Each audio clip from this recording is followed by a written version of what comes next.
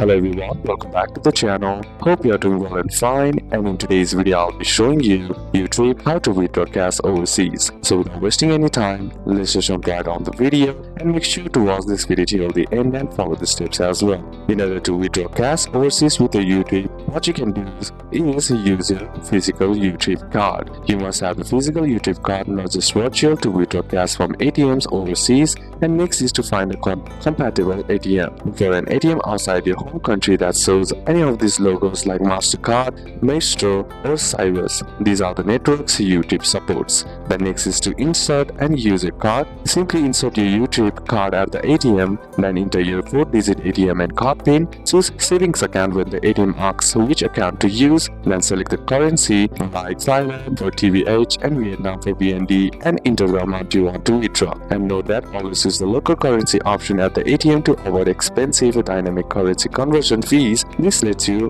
handle the currency conversion at better rates. So these are a couple of steps that you can apply, and that's it for today's video, guys. Hope this video was useful to you. Leave a like if it did, comment down any questions that you have, and see you soon on the next one.